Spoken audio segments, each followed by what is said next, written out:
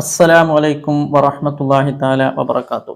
ഇന്ന് ഞാൻ നിങ്ങൾക്ക് പറഞ്ഞു തരുന്നത് ഹബീബായ റസൂൽ കരീം സ്വല്ലല്ലാഹു അലൈഹി വസല്ലമ തങ്ങളുടെ ജനാസ കുളിപ്പിക്കുന്നതിൽ പങ്കെടുത്ത സ്വഹാബികളെ സംബന്ധിച്ചാണ്.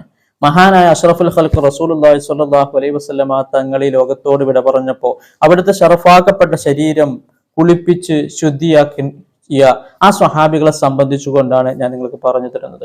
6 സ്വഹാബികളാണ് ആ കൂട്ടത്തിൽ പങ്കെടുത്തത്. 6 സ്വഹാബികൾ ചേർന്നുകൊണ്ടാണ് ഹബീബായ റസൂൽ കരീം സ്വല്ലല്ലാഹു അലൈഹി വസല്ലമ തങ്ങളുടെ ജനാസ കുളിപ്പിച്ചത്. അതിൽ ഒന്നാമത്തേത് അൽ ഖുലഫാ റാഷിദൂൻ എന്നറിയപ്പെടുന്ന 4 ഖലീഫമാരിൽ നിന്ന് 4ാമത്തെ ഖലീഫയായിരുന്ന അലി റളിയല്ലാഹു അൻഹു, അതായത് നബി സല്ലല്ലാഹു അലൈഹി വസല്ലമ തങ്ങളുടെ മരുമകൻ, അതായത് നബി സല്ലല്ലാഹു അലൈഹി വസല്ലമ തങ്ങളുടെ കരളിന്റെ കഷ്ണമാണ് ഫാത്തിമ എന്ന് പറഞ്ഞ ആ ഫാത്തിമ ബീവിയുടെ ഭർത്താവായിരുന്ന അലി റളിയല്ലാഹു അൻഹു ആണ് ഒന്നാമതായി കൊണ്ട് നബി സല്ലല്ലാഹു അലൈഹി വസല്ലമ തങ്ങളുടെ ജനാസ കുളിപ്പിക്കുന്നതിൽ പങ്കെടുത്ത സ്വഹാബി. രണ്ടാമതായി കൊണ്ട് അബ്ബാസ് റളിയല്ലാഹു അൻഹു നബി സല്ലല്ലാഹു അലൈഹി വസല്ലമ തങ്ങളുടെ ജനാസ കുളിപ്പിക്കുന്നതിൽ പങ്കെടുത്ത പ്രമുഖ സ്വഹാബിയാണ്.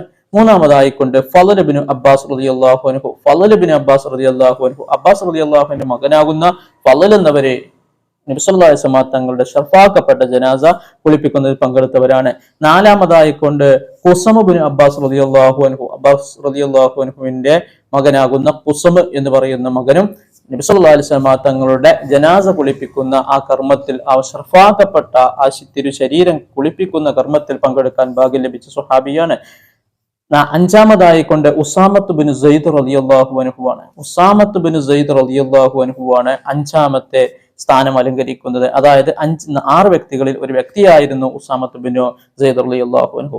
ആറാമതായി കൊണ്ട് നബി സല്ലല്ലാഹു അലൈഹി വസല്ലമ തങ്ങളുടെ അടിമയായിരുന്ന ശുക്രാൻ റളിയല്ലാഹു അൻഹുവാണ് 6 പേരിൽ ഒരാൾ. ഇങ്ങനെ 6 പേർ ചേർന്നുകൊണ്ടാണ് ഹബീബായ റസൂൽ കരീം സ്വല്ലല്ലാഹു അലൈഹി വസല്ലമ തങ്ങളുടെ ഷറഫാക്കപ്പെട്ട ജനാസ അല്ലെങ്കിൽ ആ ഷറഫാക്കപ്പെട്ട തിരുശരീരം കുളിപ്പിച്ചത് എന്ന് നമുക്ക് ചരിത്രങ്ങളിൽ നോക്കിയാൽ കാണാൻ കഴിയും. അല്ലാഹു സുബ്ഹാനഹു വ തആല റസൂൽ കരീം സ്വല്ലല്ലാഹു അലൈഹി വസല്ലമ തങ്ങളുടെ ഹഖ് ബർക്കത്ത് കൊണ്ട് നമ്മുടെ എല്ലാ പ്രയാസങ്ങൾക്കും പരിഹാരം നൽകുമാറാവട്ടെ.